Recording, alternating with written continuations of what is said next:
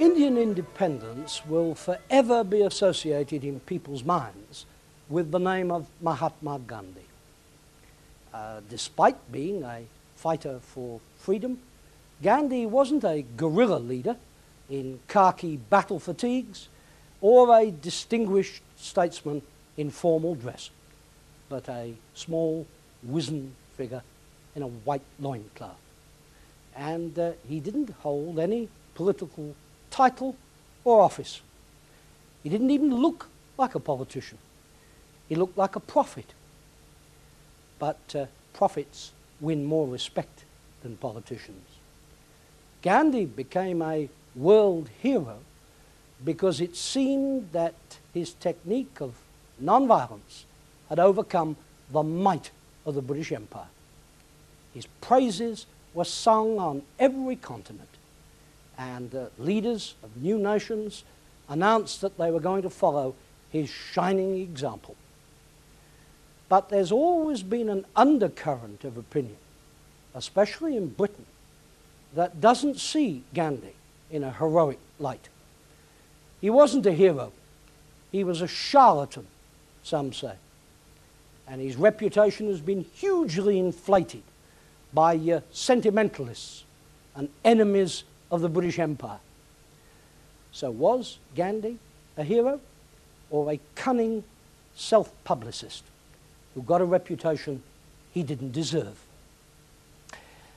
I can perhaps best explain why one group of people thought of Gandhi as a hero, while another group thought of him as a charlatan, if I outline a typical Gandhi speech in his heyday. It was certainly highly unusual.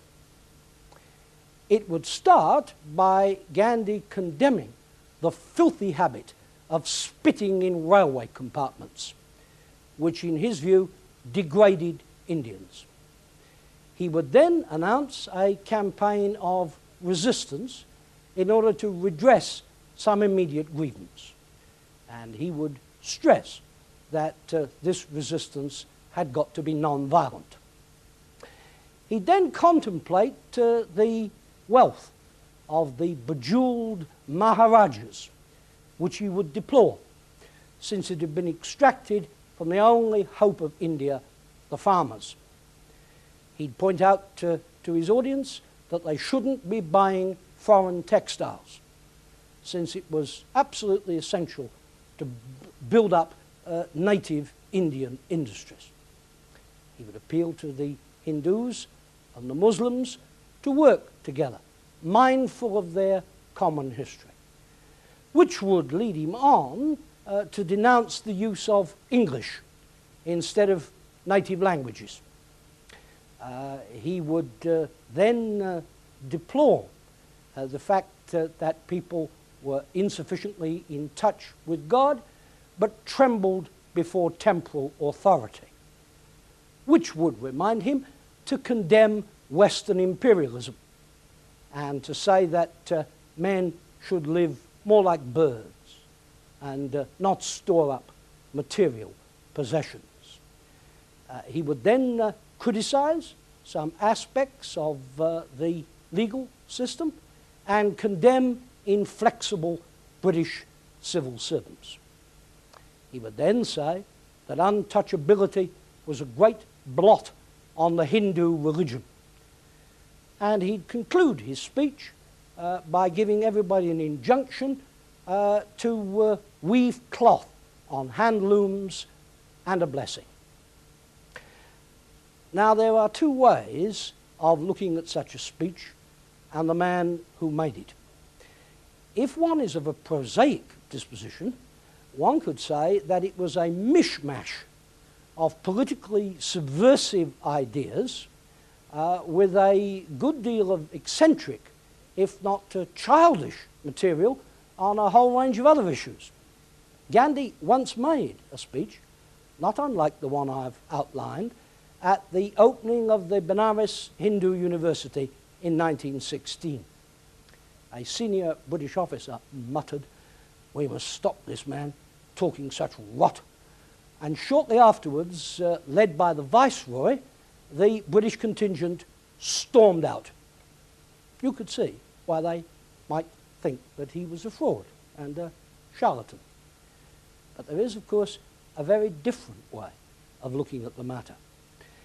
Gandhi didn't make the sort of speeches that one expects from nationalists because he had a very personal view about how independence could be won. In his view, freedom had to be earned, and it could be earned by trying to perfect oneself morally. Of course, the Indian people must resist injustice and show courage, but it was even more important that they should be spiritual and compassionate and more in touch with their history. Gandhi's opinions were by no means uniquely Indian. They were, in fact, a complex blend of Hindu but also European philosophies and ideals. Though his roots were Hindu, there was a little of the European anarchist in Gandhi and quite a lot of the English Victorian social reformer. Mohandas Gandhi was a Gujarati, born in Porbandar, a small town on the Arabian Sea, in 1869. His family was of the merchant caste and reasonably prosperous. He was given an entirely conventional upbringing, including an arranged marriage at the age of 14. Though Gandhi, as far as we know, was well behaved and truthful, there was nothing especially pious about him. A Muslim friend of his persuaded him to smoke cigarettes and eat meat. But when at the age of 19 he decided to go to England to study law, he promised his widowed mother that he wouldn't touch wine or women or meat. This was the beginning of Gandhi the ascetic. Gandhi spent 3 years in England and qualified as a barrister in 1891. But the importance of Gandhi's stay in England, as far as he was concerned, was his love of religion. Though he always remained a Hindu, Gandhi himself claimed that it was by reading the New Testament, and especially the Sermon on the Mount, that he came to understand God. After which he became a voracious reader of all religions and unusually tolerant for the times. Make no doubt about it, Gandhi's passion was religion. In his autobiography, he said that his greatest wish was to come face to face with God. His public career didn't begin in India, it began in South Africa.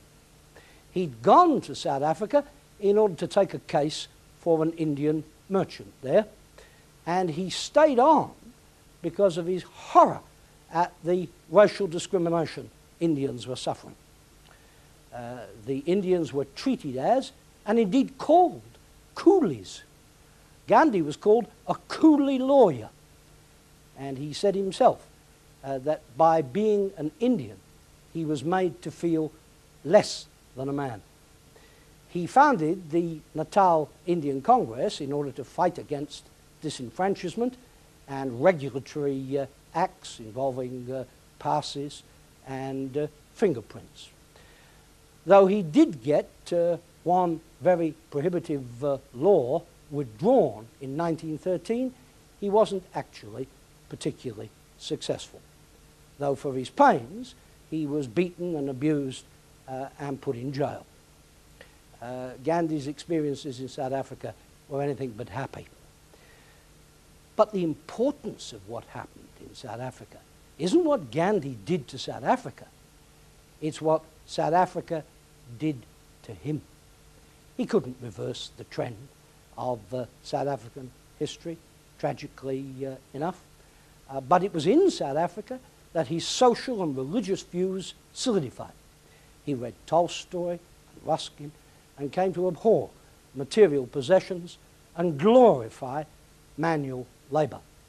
But much more important, he worked out and then practiced a unique technique for defying authority. It was originally called passive resistance. What it was non-cooperation with the authorities. Its central tenet was non-violence. It didn't win many concessions in South Africa, but when used, it embarrassed and discomfited the authorities, no doubt about that. And the Indians were, of course, a small minority community in South Africa. Some must have wondered how this technique would work if it was used in a community that was overwhelmingly Indian. Gandhi returned to India in 1914 and for a long time gave very little trouble. Indeed, at this time, the British view of him, though a little patronising, was really quite friendly. He was, of course, a crank and much given to thinking aloud and therefore saying things better left unsaid, but there's no doubt he was very spiritual and well-meaning. The British view of him is perhaps best summed up by the then Secretary of State for India, Edwin Montagu, who, happening to meet him in a political demonstration, took him aside and said, "What's a social reformer like you doing, mixed up with a crowd like this?" The reason for Gandhi's restraint is that, being trusting by nature, he believed that at the end of the First World War, the British would make massive concessions towards Indian self-government. When they didn't, he was bitterly disappointed and went into active opposition. Now, it's no part of my purpose to give the details of the long struggle between Gandhi and British India, but I do want to draw out certain strands in that struggle and point to a pattern in the conflict. Because of such appalling events as the 1919 massacre in Amritsar, and because imperialism these days is in bad odour with pretty well everybody, a caricature has grown up of what the British in India were like. The British are portrayed as extremely stupid and insensitive and wantonly oppressive. That isn't true. And believing it, far from enhancing an understanding of Gandhi, detracts from it. British administration wasn't corrupt, and in normal times it wasn't harsh. And the Indian civil service believed in good government and sincerely supposed that they were actually supplying it. Moreover, for at least half a century, a substantial part of British opinion had thought that the Indians must eventually have self-government, and the British task was to prepare them for it. But there was a darker side to British rule in India. In the first place, there was a chilling gap between the governed and the governors. The Indian Mutiny of 1857 had produced atrocities on both sides, and they weren't forgotten, and neither side entirely trusted the other. And though it's true that Britain wanted self-government for India at some distant date, the emphasis was very much on the word distant. Moreover, even those politicians who theoretically were in favour of independence made it very clear that they didn't want it to come in their lifetimes. They openly said so. So the pattern of the conflict was that British proposals never matched Indian expectations. Now, a serious charge is made against Gandhi about this. It is said that he raised Indian expectations too high. The British were on the way to self-government for India, but Gandhi was too obtuse to see it. This is particularly said with regard to the Constitution of 1935, promulgated in Britain in that year, operative in India in 1937. That, it is said, would have produced a measured progress to self-government, but Gandhi couldn't see it. On the other hand, many leaders of the Congress party, including Pandit Nehru, who revered Gandhi, thought that he was too cautious, too frightened by little violence, and if he'd unleashed India, independence could have been gained much more quickly. I think it's impossible to say with certainty what would have happened if Gandhi had acted differently from the way that he did. Though one can notice that his two sets of critics take entirely different views of what it was that he should have done. What he actually did do was to fight for independence, but with moderation. Between the end of the First World War and the granting of independence in 1947, Gandhi commenced a series of campaigns. They were always broadly of the same kind: non-cooperative, passive resistance. And they always produced a massive response in their early stage and severely discomforted the government. But then, because of the numbers involved, violence would break out, and Gandhi always stopped the campaign. Nevertheless, these activities were only part of Gandhi's life in those years. He penetrated every aspect of Indian society.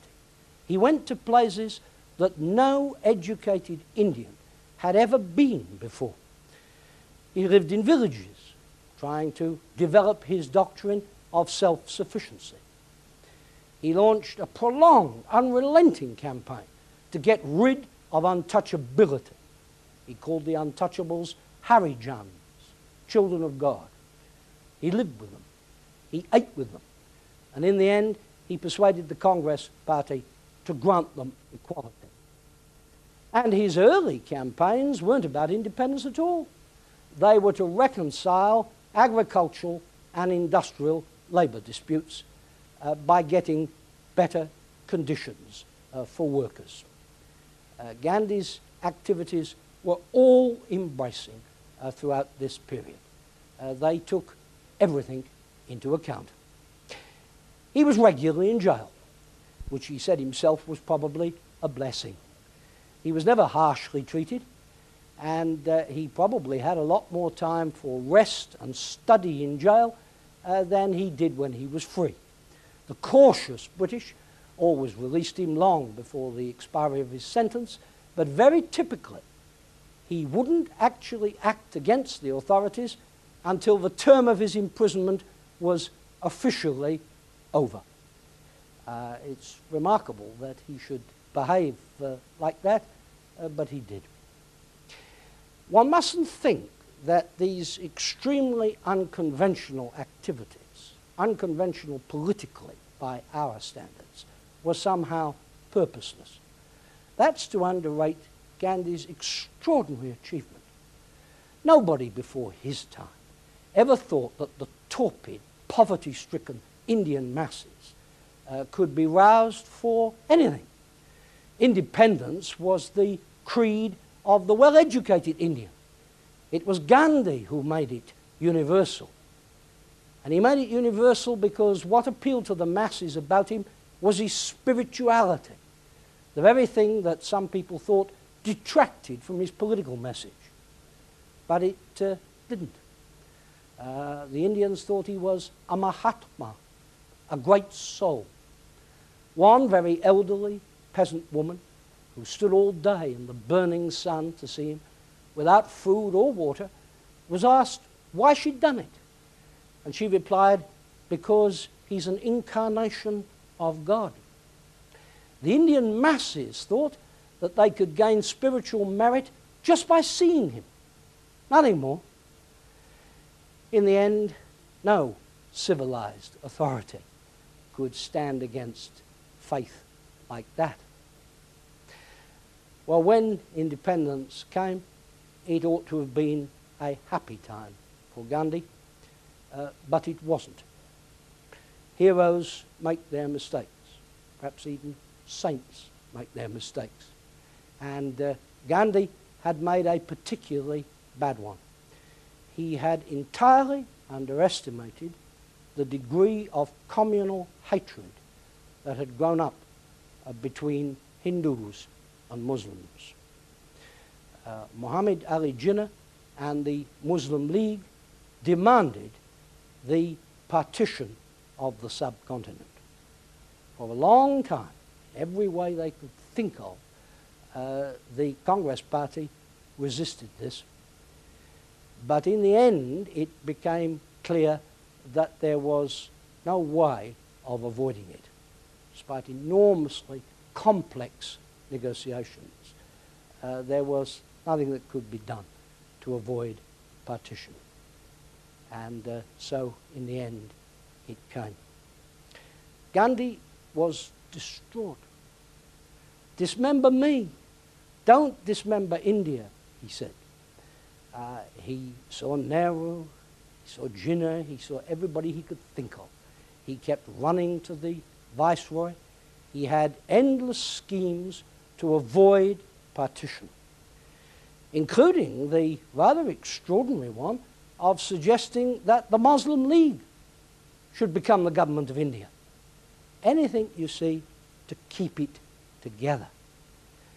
But none of that worked, and partition came. And when partition came, it produced the most appalling communal violence of a ferocity seldom seen anywhere. Enormous loss of life. Gandhi fasted, he begged, he pleaded. He did everything he could to try and reconcile Hindus and Muslims. He took to reading from the Quran at his prayer meetings to show the Muslims that he valued them just as much as he valued the Hindus. Indeed, he was so eager to conciliate the Muslims that he ended up infuriating some of the more extremist Hindus, one of whom shot him dead at his prayer meeting in January 1948. The last word Gandhi said was, God. Was Gandhi a hero? That will always be a very contentious question for people who like their heroes unblemished, because Gandhi had faults. He was a food faddist, to start with, and he took his austerity to extremes. As for his attempts to appear poor, they sometimes verged upon the ridiculous.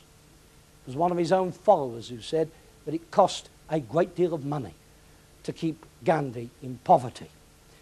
But few serious critics would concentrate on foibles like that. There were much more serious charges against Gandhi, economic and political ones. India couldn't be redeemed from poverty by weaving on hand looms and not having mass production, and Gandhi was very wrong to say that it could.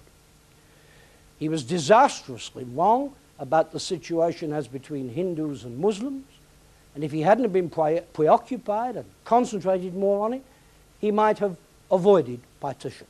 I only say might, but certainly it was an error not to try earlier.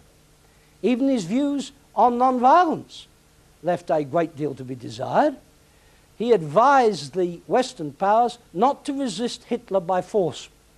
As poor a piece of political advice as one can imagine, whatever moral justification it may have had. Just because non-violence worked rather well with the Viceroy of India doesn't mean that it would have had any impact at all on totalitarian dictators. Moreover, most freedom movements have found that a certain amount of force is from time to time necessary.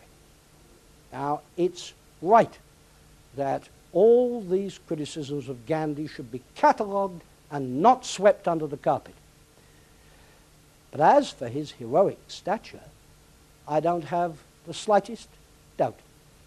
He was one of the greatest heroes in human history. His faults were enormously outweighed by his virtues. He was far-seeing, visionary, compassionate, dedicated, sensitive, and he had a keen understanding of humanity's spiritual longings, however expressed. He was, in that sense, utterly remarkable. Perhaps he took on too great a task in trying to reform Hinduism and lead a struggle for national independence at the same time. But it was only a man of rare courage, a great soul, if you like, a Mahatma of great courage, who would have contemplated doing such a thing. And Gandhi did change the consciousness of the Indian people. There was a lot in India's tradition that was warlike. There still is. It was Gandhi who stressed the Pacific side of the heritage. And in stressing it, of course, he did an enormous amount for Indian democracy. There's something about the use of violence and force that is utterly disruptive of democratic progress. That India is a democracy today owes a very, very great deal to Mahatma Gandhi and the work that he put in to make sure that it would be. Those who say Gandhi was a charlatan placed too much weight on politics as a craft and too little on politics as a moral vision. Gandhi gave his own poverty-stricken Indian people a great moral vision, and not them alone, because his moral appeal is universal.